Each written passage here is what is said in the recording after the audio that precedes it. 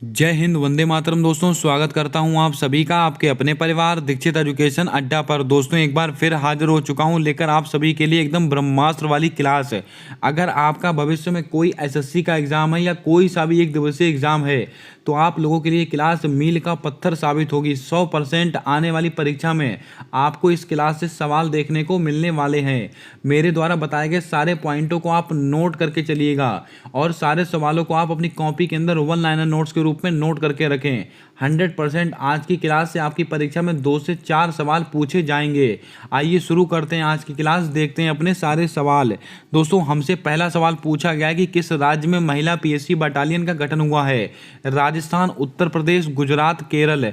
पहली बार हुआ है इसीलिए महत्वपूर्ण है। दोस्तों, किस राज्य में पहली बार महिला पीएससी बटालियन का गठन हुआ है तो आपको नोट करके रखना है उत्तर प्रदेश। आपका ऑप्शन नंबर बी बिल्कुल सही जवाब होगा, इसको आप नोट कर लें। दोस्तों, उत्तर प्रदेश अगर आपसे पूछा जाए यहाँ पर क्या क्या चीज़ें हुई हैं तो आपको याद रखना है पंचामृत योजना। कौन सी दोस्तों? पंचामृत योजना। इसका संबंध किससे है तो आपको याद रखना है ये गन्ने की खेती को बढ़ावा देने से संबंधित है। कहाँ की योजना है? उत्तर प्रदेश की। अगर आपसे कहा जाए लता मंगेशकर चौक, मोस्ट इंपॉर्टेंट सवाल, लता मंगेशकर चौक, इसका उद्घाटन दोस्तों कहाँ पर किया गया है तो आपको ध्यान में रखना है ये अयोध्या में हुआ है। कहाँ पर? अयोध्या में। और अगर आपसे पूछा जाए खेलो इंडिया यूनिवर्सिटी गेम्स, लगाइएगा स्टार, आपकी परीक्षा में 100% ये सवाल आपसे पूछा जाएगा। खेलो इंडिया यूनिवर्सिटी गेम्स, खेलो इंडिया यूनिवर्सिटी गेम्स, इसका आयोजन कहाँ पर होने वाला है 2023 के अंदर? ये उत्तर प्रदेश में होगा। उत्तर प्रदेश में भी दोस्तों किन किन शहरों में होगा ये महत्वपूर्ण है, आप नोट करके रखें। नंबर 1 लखनऊ और वाराणसी, इसके अलावा नोएडा और गोरखपुर, ये 4 दोस्तों शहरों में इसका आयोजन होगा। किसका? खेलो इंडिया यूनिवर्सिटी गेम्स। इसको आप ध्यान में रखें। आइए बढ़ते हैं अपने अगले सवाल की ओर। हमसे अगला प्रश्न पूछा गया कि जैव विविधता अधिनियम किस वर्ष से संबंधित है।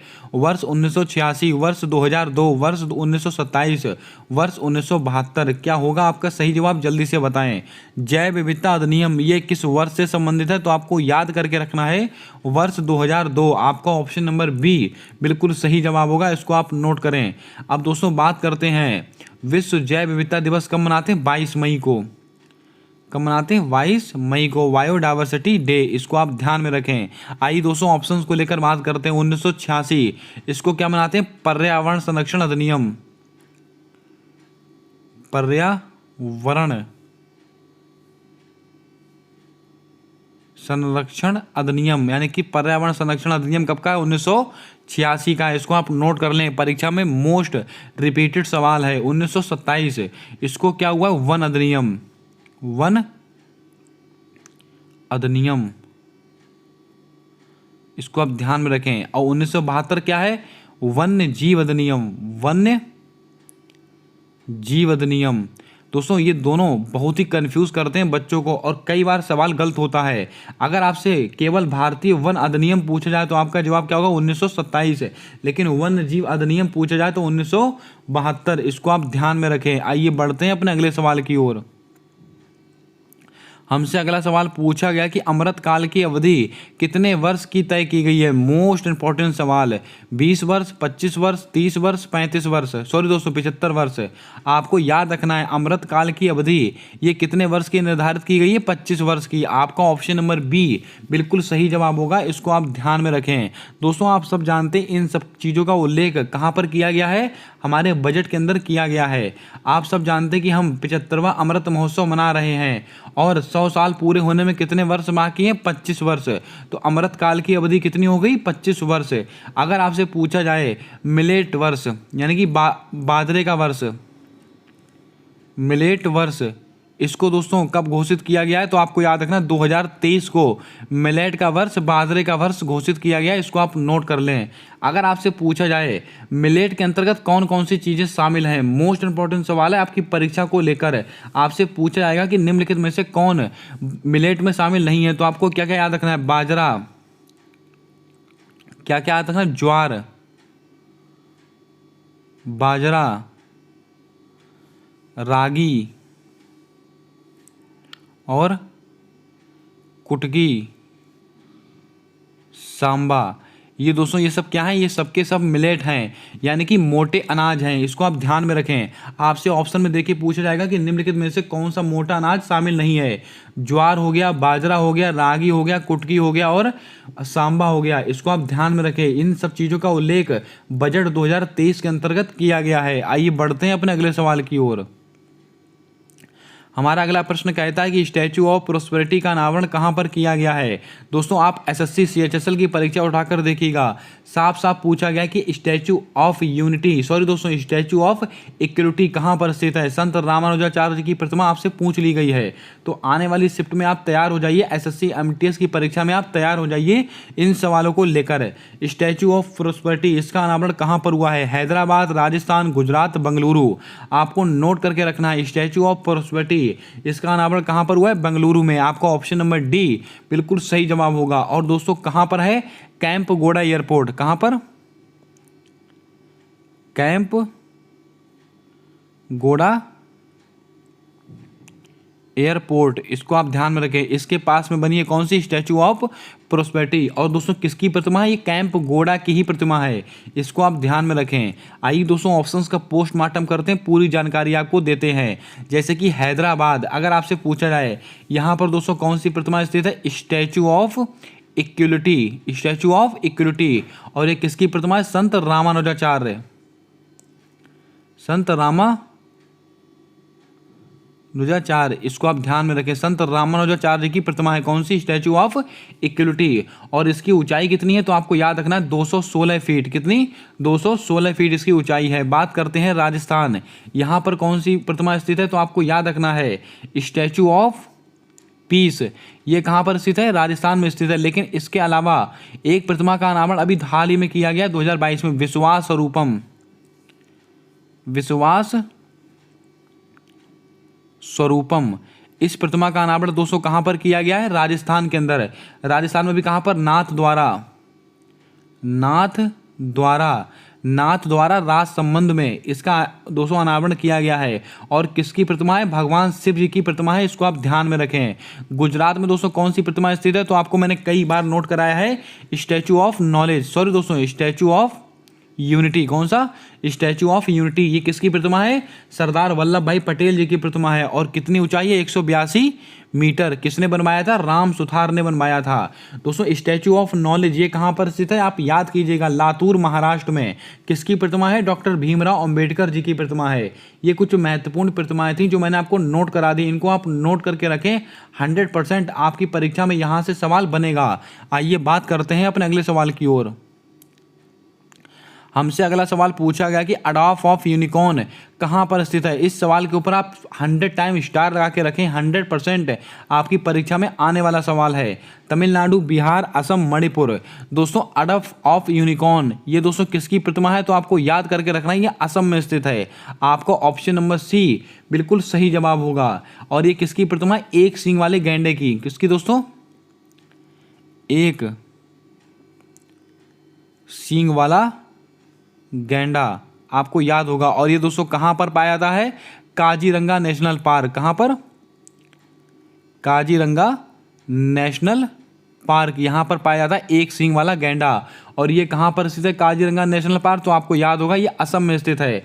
भाई बहनों आपको बता दें इसका दोस्तों मतलब क्या है, अडॉल्फ ऑफ यूनिकॉर्न का।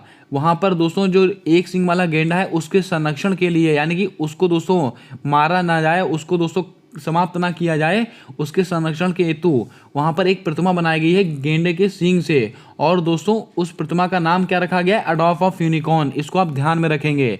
बात करते तमिलनाडु। तमिलनाडु से आपको क्या याद रखना है, सत्यमंगलम टाइगर रिजर्व,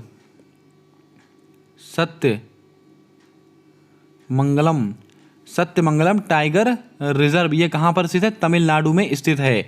इसके अलावा बिहार, यहाँ पर क्या स्थित है, डॉल्फिन संरक्षण केंद्र। आपको याद होगा 5 अक्टूबर को क्या मनाते हैं, डॉल्फिन दिवस मनाते हैं, आपको याद होगा। इसको भी आप ध्यान में रखें। और डॉल्फिन संरक्षण अधिनियम कब आया था, 5 अक्टूबर 2009 को आया था। इसको भी आप ध्यान में रखें। मणिपुर, यहाँ पर क्या है, तो आपको याद होगा काबुल लामजाओ नेशनल पार्क, भारत का एकमात्र तैरता हुआ राष्ट्रीय उद्यान। और दोस्तों लोकटक तक झील ये कहाँ पर स्थित है? मणिपुर में स्थित है, इसको भी आप ध्यान में रखें। आइए बात करते हैं अपने अगले सवाल की ओर। दोस्तों हमसे अगला प्रश्न पूछा गया कि बिम्स्टेक 2022 सम्मेलन की बैठक कहां पर आयोजित हुई है। यहां पर जितनी महत्वपूर्ण बैठकें हुई हैं मैं आपको नोट कराने वाला हूं, इनको आप नोट कर लेना। Bharat, Indonesia, Sri Lanka, Uzbekistan. दोस्तों बिम्स्टेक 2022 सम्मेलन, इसका दोस्तों बैठक कहां पर आयोजित हुई है? ये श्रीलंका में हुई है। श्रीलंका में भी दोस्तों कहां पर? कोलंबो श्रीलंका में इसकी बैठक हुई है, इसको भी आप ध्यान में रखें। बात करते हैं दोस्तों भारत में क्या आयोजित हुआ है, तो आपको याद रखना है 2023 इसका दोस्तों कौन सी? G20 की बैठक कहाँ पर आयोजित हुई? अपने भारत देश में आयोजित हुई है। और G20 2022 इसकी दोस्तों बैठक कहाँ पर हुई थी? इंडोनेशिया में। और दोस्तों इंडोनेशिया में भी कहाँ पर? बाली में। इसको आप ध्यान में रख लें, ये सब सवाल आपकी परीक्षा में 100% पूछे जाने वाले सवाल होंगे। उज्बेकिस्तान, इसमें दोस्तों किसकी बैठक हुई थी 2022 में? SCO संघाई सहयोग संगठन ऑर्गेनाइजेशन, इसकी दोस्तों बैठक कहाँ पर आयोजित हुई? उज्बेकिस्तान में भी दोस्तों कहाँ पर? समरकंद उज्बेकिस्तान में SCO की बैठक आयोजित हुई थी। और 2023 में दोस्तों इसकी बैठक कहाँ पर हो रही है? अपने भारत देश के अंदर। और दोस्तों SCO इसकी राजधानी क्या है? तो आपको याद रखना है दोस्तों, इसकी राजधानी है बीजिंग इसकी राजधानी है। दोस्तों संघाई ऑप्शन में आपके दिया रहेगा, गलती मत कीजिएगा, संघाई इसकी राजधानी नहीं है, इसकी राजधानी क्या है? बीजिंग। इतनी बातें आपको नोट करनी है। आइए दोस्तों बात करते हैं अपने अगले सवाल की ओर। दोस्तों जल्दी से वीडियो को लाइक कर दें, चैनल पर नए हो तो चैनल को सब्सक्राइब करके बेल वाला आइकन ध्यान से दबा लें, ताकि आने वाली सारी वीडियोस के अपडेट आप तक आसानी से पहुंचते रहें। और इस ब्रह्मास्त्र सीरीज का आप हिस्सा बन के रहिएगा जब तक आपकी परीक्षा नहीं हो जाती है। 100% आप स्टैटिक जीके, करंट अफेयर, इसके ज़्यादा से ज़्यादा सवाल सही करने वाले हैं। हमारा अगला प्रश्न कहता है कि भारत का दूसरा नैनो यूरिया तरल संयंत्र कहां पर स्थापित हुआ है? लगाइएगा स्टार, आपकी परीक्षा में 100% ये सवाल आपसे पूछा जाएगा। गुजरात, उत्तर प्रदेश, राजस्थान, बिहार। दोस्तों आपको बता दें भारत का दूसरा नैनो यूरिया तरल संयंत्र ये कहां पर स्थापित हुआ है? तो आपको याद करके रखना है उत्तर प्रदेश में। आपका ऑप्शन नंबर बी बिल्कुल सही जवाब होगा। लेकिन उत्तर प्रदेश में भी कहां पर? तो आपको याद रखना है प्रयागराज। यहां पर दोस्तों भारत का सेकंड नैनो यूरिया तरल संयंत्र स्थापित हुआ है। लेकिन दोस्तों पहला वाला और महत्वपूर्ण है। पहला वाला कहां हुआ था? गुजरात में, फर्स्ट वाला। लेकिन गुजरात में भी कहां पर? कलोल गुजरात में इसका आयोजन हुआ है, इसको भी आप ध्यान में रखें। ये सब सवाल अति महत्वपूर्ण है आपकी परीक्षा को लेकर। अगर आपसे पूछा जाए भारत का फर्स्ट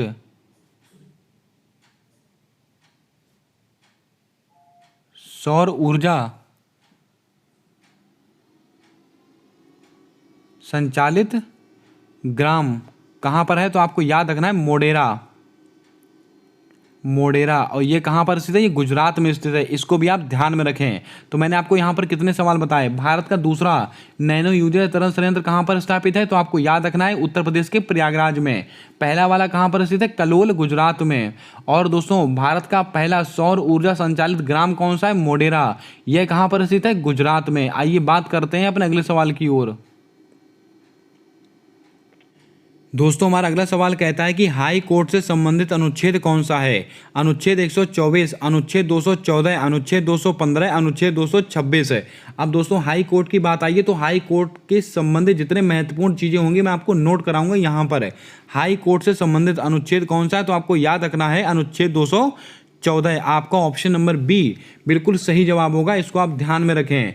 बात करते हैं हाई कोर्ट। हाई कोर्ट एक अभिलेख न्यायालय है। यह किस अनुच्छेद में कहा गया? अनुच्छेद 215। क्या है दोस्तों? हाई कोर्ट एक अभिलेख न्यायालय है। किस अनुच्छेद में? अनुच्छेद 215 के अंतर्गत कहा गया है। अगर दोस्तों मौलिक कर्तव्यों का उल्लंघन होता है तो हाई कोर्ट कितने प्रकार की रिट जारी करता है? 6 प्रकार की। कितने?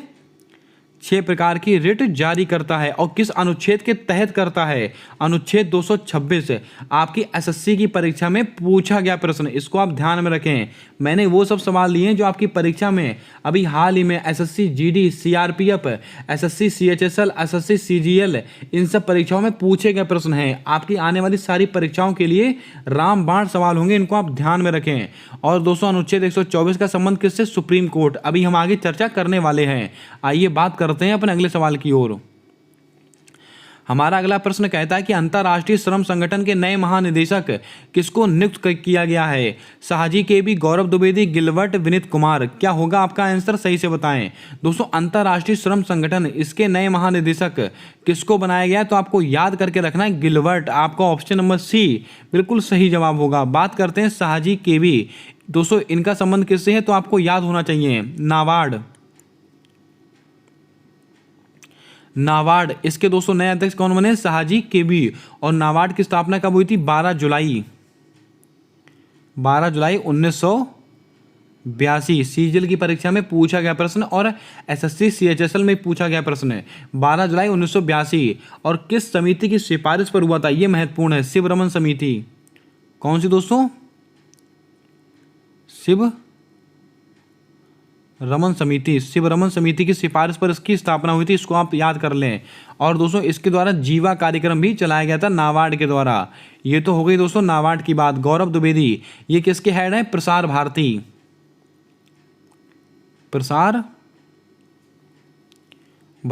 इसके हेड कौन है? गौरव द्विवेदी साहब।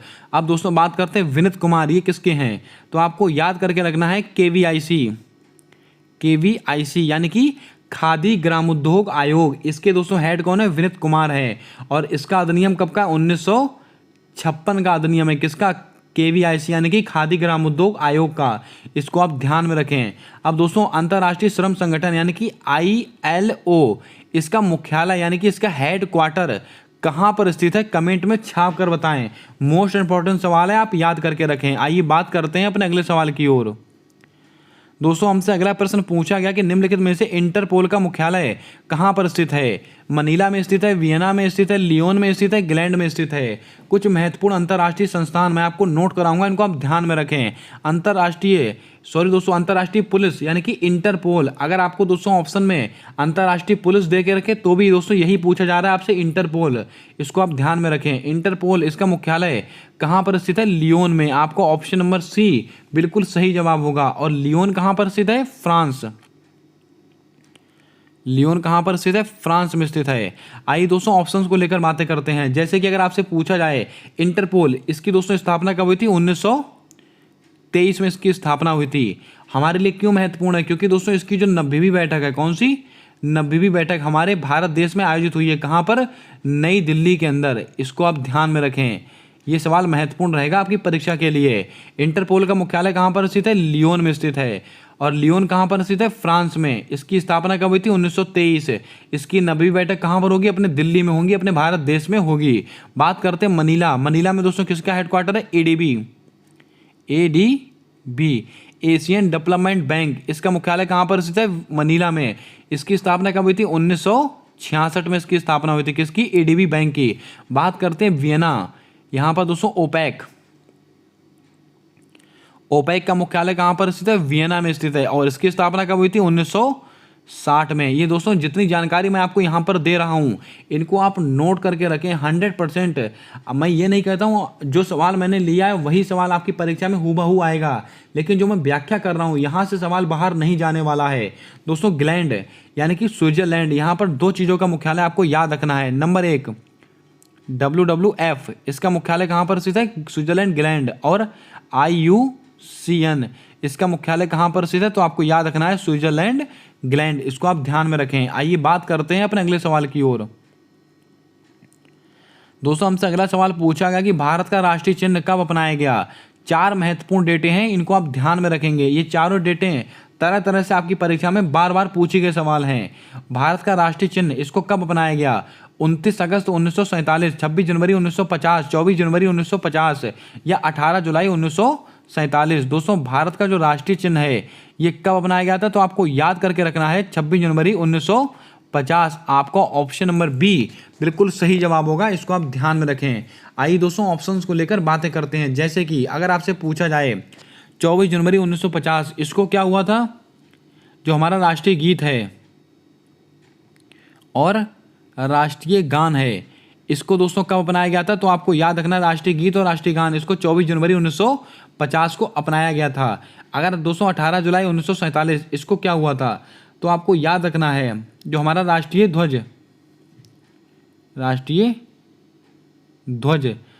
तिरंगा इसको कब अपनाया गया था, 18 जुलाई 1947, इसको आप याद करके रखेंगे।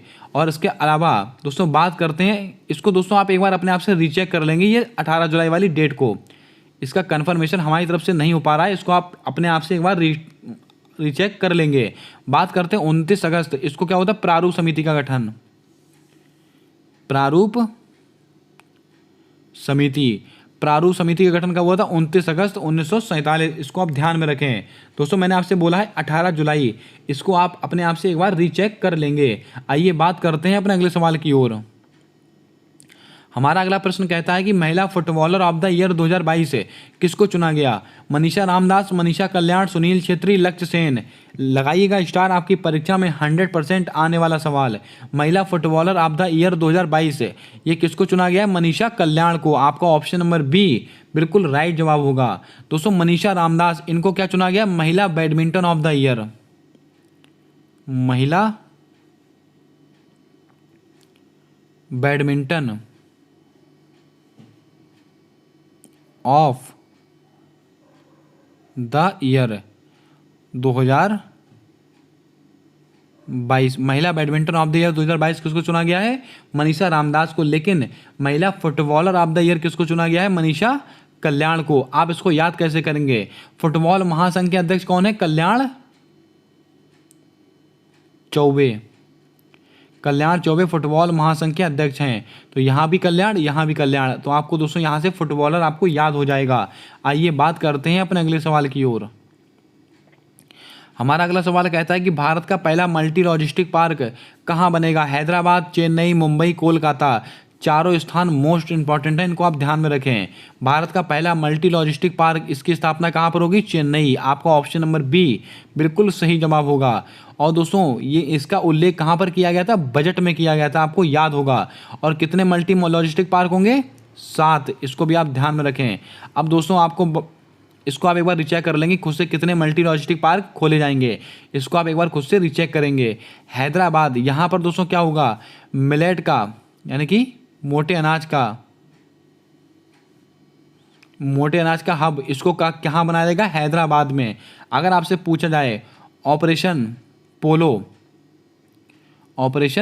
पोलो इसका संबंध किससे, हैदराबाद से, और कब का है, 1948 का है ऑपरेशन पोलो, इसको आप ध्यान में रखेंगे। और दोस्तों किस नदी के किनारे स्थित है, मूसी नदी के किनारे।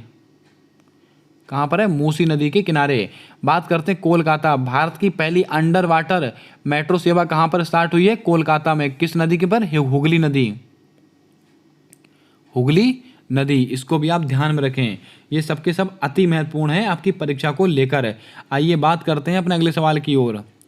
हमारा अगला प्रश्न कहता है कि 17वां प्रवासी भारतीय दिवस 2022 कहाँ पर आयोजित हुआ, लगाइएगा स्टार, अति महत्वपूर्ण सवाल। इंदौर, बुरहानपुर, मंडला, चंबा। दोस्तों आप सबको पता है 17वां भारतीय प्रवासी दिवस, इसका आयोजन कहाँ पर हुआ, इंदौर, मध्य प्रदेश। आपका ऑप्शन नंबर ए बिल्कुल सही जवाब होगा। और दोस्तों इसमें अतिथि के रूप में कौन आए थे, तो आपको याद होगा मोहम्मद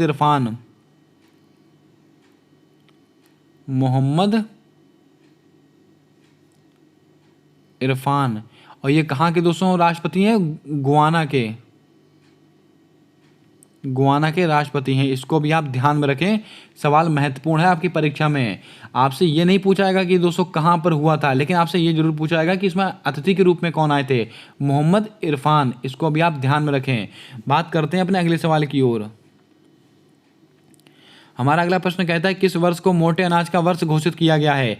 इसको दोस्तों हमने अभी पिछले डिस्कस कर लिया है, कब हुआ है, 2023 को। आपका ऑप्शन नंबर सी बिल्कुल सही जवाब होगा। और दोस्तों मोटे अनाज का दोस्तों भारत में किसको हब बनाया जाएगा, हैदराबाद को, इसको आप ध्यान में रखें। आइए बात करते हैं अपने अगले सवाल की ओर। हमारा अगला सवाल कहता है कि सुप्रीम कोर्ट से संबंधित अनुच्छेद कौन सा है। वहाँ पर दोस्तों हमने हाई कोर्ट से संबंधित कुछ महत्वपूर्ण जानकारी आपको दी थी। यहाँ पर दोस्तों सुप्रीम कोर्ट का निपटारा करने वाले हैं। सुप्रीम कोर्ट, इससे संबंधित अनुच्छेद कौन सा है? अनुच्छेद 32, 124, 129, 214 आपको ध्यान में रखना है। सुप्रीम कोर्ट में कितने जज होंगे, उनकी नियुक्ति कैसी होगी, इन सबका उल्लेख किस अनुच्छेद में है? अनुच्छेद 124। आपका ऑप्शन नंबर बी बिल्कुल सही जवाब होगा। अगर आपसे पूछा जाता सुप्रीम कोर्ट एक अभिलेख न्यायालय है तो आपका जवाब होता अनुच्छेद 129। सुप्रीम कोर्ट एक अभिलेख न्यायालय है तो आपका जवाब क्या होता? अनुच्छेद 129। अगर आपसे पूछा जाए मौलिक अधिकारों का उल्लंघन होने पर सुप्रीम कोर्ट कितने प्रकार की रिट जारी करता है? 5 प्रकार की। कितने प्रकार की? 5 प्रकार की रिट जारी करता है। और किस अनुच्छेद के तहत करता है? अनुच्छेद 32 के तहत करता है। दोस्तों आपको याद होगा अनुच्छेद 32 यह किससे संबंधित है? संवैधानिक उपचारों का अधिकार। किससे? संवैधानिक उपचारों का अधिकार इससे संबंधित है। और इसी अनुच्छेद को डॉक्टर भीमराव अम्बेडकर ने क्या कहा है? संविधान की आत्मा। अब आप कमेंट करके बताएं उपाधियों का अंत। किसका? उपाधियों का अंत। ये दोस्तों किस अनुच्छेद में है? इसका जवाब आपको कमेंट में छापकर बताना है। जितने सवाल मैंने आपसे पूछे हैं उनका जवाब आपको कमेंट में लाइन से बताने हैं। आइए बात करते हैं अपने अगले सवाल की ओर। दोस्तों हमसे अगला सवाल पूछा गया कि G20 2023 शिखर सम्मेलन का शेरपा किसे बनाया गया है। दोस्तों ये ऐसा सवाल है जो आपकी परीक्षा में पूछा ही जाएगा, इससे आप बच नहीं सकते हैं। 100% G20 का सवाल तो आपकी परीक्षा में बनेगा ही बनेगा। इसका शेरपा आपसे पूछा गया है तो आपको सबको पता है इसके शेरपा किसको नियुक्त किया गया? अमिताभ कांत को। आपका ऑप्शन नंबर बी बिल्कुल सही जवाब होगा। G20 इसकी बैठक कहाँ पर आयोजित होगी? अपने भारत देश में आयोजित हो रही है। और दोस्तों इसका जो ध्येय वाक्य क्या रखा गया है? वसुधैव कुटुंबकम, यानी कि पूरा पृथ्वी हमारा घर है। और दोस्तों इसकी एक थीम निर्धारित की गई है। कौन सी? One earth, one earth, one family, one future. ये दोस्तों आप रट डालिए, one earth, one family, one future, यानी कि एक पृथ्वी, एक परिवार, एक भविष्य। आपकी परीक्षा में 100% आप पूछा जाने वाला सवाल है। और G20 का दोस्तों शेरपा किसको नियुक्त किया गया? अमिताभ कांत को। इसके अलावा अगर आपसे पूछा जाए G20 का चीफ कोऑर्डिनेटर ये किसको बनाया गया है तो आपको याद होना चाहिए हर्षवर्धन श्रृंखला। हर्षवर्धन श्रृंखला यानी कि मुख्य समन्वयक। चीफ कोऑर्डिनेटर किसको बनाया गया है? हर्षवर्धन श्रृंखला को बनाया गया है। अनिल कुमार लोहाटी ये कौन है? ये दोस्तों रेलवे के नए चेयरमैन हैं। रेलवे के नए चेयरमैन है अनिल कुमार लोहाटी। इसको आप ध्यान में रखें। रेल मंत्री कौन है? अश्विनी वैष्णव। आपको याद होना चाहिए। दोस्तों जल्दी से वीडियो को लाइक कर दें। चैनल को अगर सब्सक्राइब ना किया हो अभी तक तो सब्सक्राइब करके बेल वाला आइकन ध्यान से दबा लें। आपके माँ बाप के सपने को पूरा करने वाली ब्रह्मास्त्र सीरीज है, आप इसमें जुड़े रहें और अपने दोस्तों तक जरूर शेयर कर दें जो किसी भी एग्जाम की तैयारी कर रहे हों। आगामी सारी परीक्षाओं के लिए क्लास मील का पत्थर साबित होगी। आपकी परीक्षा में 100% इस क्लास से सवाल बाहर नहीं जाएगा। आइए बात करते हैं आज के अगले सवाल की ओर। हमारा अगला प्रश्न कहता है कि आर्य समाज की स्थापना किस वर्ष हुई थी? स्टैटिक जीके का एकदम लल्लन टॉप सवाल है। 1828, 1875, 1867, 1897। चारों डेटें अति महत्वपूर्ण हैं। आर्य समाज इसकी स्थापना कब हुई थी तो आपको याद रखना है 1875 को। आपका ऑप्शन नंबर बी बिल्कुल राइट जवाब होगा। और किसके द्वारा हुई थी? स्वामी दयानंद सरस्वती। स्वामी दयानंद सरस्वती इनके द्वारा आर्य समाज की स्थापना हुई थी। अब बात करते हैं 1828। इसमें क्या होता है? ब्रह्म समाज की स्थापना। किसकी? ब्रह्म समाज की स्थापना। और किसके द्वारा की गई थी? राजा राम मोहन राय। राजा राम मोहन राय इनके द्वारा की गई थी। और इनको राजा की उपाधि किसने दी थी तो आपको याद होगा अकबर द्वितीय ने दी थी। किसने? अकबर द्वितीय ने दी थी। दोस्तों राजा राम मोहन राय इनकी ही सिफारिश पर सती प्रथा का अंत हुआ था। कब हुआ था? 1800 1929 ईस्वी में हुआ था। किसके द्वारा किया गया था? विलियम बेंटिक के द्वारा किया गया था। इसको भी आप ध्यान में रखें। अब आप कमेंट करके बताएं सती प्रथा का सर्वप्रथम उल्लेख किस अभिलेख में मिला था? इसका जवाब आपको कमेंट में छापकर बता देना है। 1867। इसको क्या हुआ था? आत्मीय समाज, सॉरी दोस्तों, आत्मीय समाज नहीं, आत्मीय सभा की तो स्थापना किसने की थी? राजा राममोहन राय ने ही की थी। दोस्तों 1867 एक बहुत ही महत्वपूर्ण डेट है। जल्दी से कमेंट करके बताएंगे, मुझे अभी याद नहीं आ रही, अगर याद आएगी तो मैं आपको बताऊंगा। 1897। इसको क्या होता? Ramkishan mission, Ramkishan mission. इसकी स्थापना किसके द्वारा की गई थी? तो आप सबको पता है, स्वामी विवेकानंद के द्वारा की गई थी। जी हाँ दोस्तों, प्रार्थना समाज। कौन सा दोस्तों? प्रार्थना समाज। प्रार्थना समाज की स्थापना कब हुई है? 1867 में। किसके द्वारा की गई है? आत्माराम पांडुरंग के द्वारा की गई है। इसको अभी आप ध्यान में रखें। आइए बात करते हैं अपने अगले सवाल की ओर। दोस्तों हमसे अगला सवाल पूछा गया कि टिहरी बांध निम्नलिखित में से किस नदी पर स्थित है? बांध मोस्ट इंपॉर्टेंट टॉपिक होता है आपकी परीक्षा को लेकर। नदियों का सवाल, शास्त्रीय नृत्य, शास्त्रीय भाषाएं, ये सब ऐसे टॉपिक हैं जो हर शिफ्ट में आपसे पूछे जाते हैं। टिहरी बांध किस नदी पर स्थित है? तो आप सबको पता है ये भागीरथी नदी पर स्थित है। आपको ऑप्शन नंबर बी बिल्कुल सही जवाब होगा। आइए दोस्तों ऑप्शंस को लेकर बातें करते हैं। कृष्णा नदी, यहाँ पर कौन से बांध स्थित है? अलमाटी बांध। अलमाटी बांध किस नदी पर स्थित है? कृष्णा नदी पर। और एक है नागार्जुन सागर बांध, नागार्जुन सागर बांध, ये किस नदी पर स्थित है? कृष्णा नदी पर। इसके अलावा महानदी पर कौन सा? हीराकुड बांध। हीराकुड बांध किस नदी पर स्थित है? महानदी। कावेरी नदी पर दोस्तों कौन सा बांध स्थित है? मैटूर बांध, मैटूर बांध, ये किस नदी पर स्थित है? कावेरी नदी पर। और एक दोस्तों शिव समुद्रम जलप्रपात, ये किस नदी पर स्थित है? ये भी कावेरी नदी पर ही स्थित है। अब दोस्तों आप कमेंट करके बताएं सरदार सरोवर बांध, ये किस नदी पर स्थित है? इसका जवाब आपको कमेंट कर देना है। मैं आपको थोड़ी सी हिंट दे देता हूँ। वह नदी अमरकंटक की पहाड़ी से निकलती है। अब इसका जवाब आपको कमेंट में छाप देना है। आइए बात करते हैं अपने अगले सवाल की ओर। आज का हमारा अगला और अंतिम सवाल है, राष्ट्रीय महिला आयोग का अधिनियम किस वर्ष से संबंधित है? वर्ष 1992, 1990, 1993, 1956। दोस्तों आपको याद रखना है राष्ट्रीय महिला आयोग, इसका अधिनियम कब का है? तो आपको याद रखना है 1990 का है। आपको ऑप्शन नंबर बी बिल्कुल सही जवाब होगा। और दोस्तों इसकी स्थापना कब हुई थी? 1993 में हुई थी लगभग। इसको आप चेक कर सकते हैं अपने आप से। दोस्तों राष्ट्रीय महिला आयोग का अधिनियम कब का? 1992। बात करते हैं, सॉरी दोस्तों 1990 में बात करते हैं दोस्तों 1992। इसमें किसका अधिनियम है? सेबी, सेबी। इसको आप ध्यान में रखें। इसका अधिनियम कब का? 1992। और इसकी स्थापना कब हुई थी? 1988 में इसकी स्थापना हुई थी। 1956 इसमें क्या है? KVIC यानी कि खादी ग्राम उद्योग आयोग, इसका अधिनियम कब का? 1956। मैंने अभी दोस्तों डिस्कस किया था। और राष्ट्रीय महिला आयोग, इसकी पहली महिला अध्यक्ष कौन है? रेखा शर्मा। इसको भी आप ध्यान में रखें, ये वर्तमान में है रेखा शर्मा। पहली कौन थी? जयंती पटनायक जी थी, जिनका दोस्तों अभी हाल ही में निधन हो गया है, आपको याद होगा। इन सब सवालों को आप नोट करके रखिएगा। 100% आपकी आने वाली सारी परीक्षाओं के लिए मील का पत्थर साबित होंगे ये सब सवाल। अब आप कमेंट करके बताएं इन 20 सवालों में से आपको कितने सवाल सही आते थे। इसका जवाब आपको कमेंट कर बताना है। अगर क्लास पसंद आई है तो क्लास को लाइक कर दें, चैनल पर नए हो तो चैनल को सब्सक्राइब करके बेल वाला आइकन ध्यान से दबा लें। और दोस्तों अब इस वीडियो को, इस क्लास को अपने दोस्तों तक जरूर शेयर कर दें जो किसी भी एग्जाम की तैयारी कर रहे हों। अब दोस्तों आप कमेंट करके इतना जरूर बताएंगे कि आप इन 20 सवालों में से कितने सवाल सही कर पाए। मिलते हैं आने वाले अगली एक नई क्लास के साथ, तब तक के लिए जय हिंद, जय भारत। दोस्तों अपना सपोर्ट, अपना प्रेम हमारे यूट्यूब चैनल के साथ हमेशा यूं ही बनाकर रखिएगा।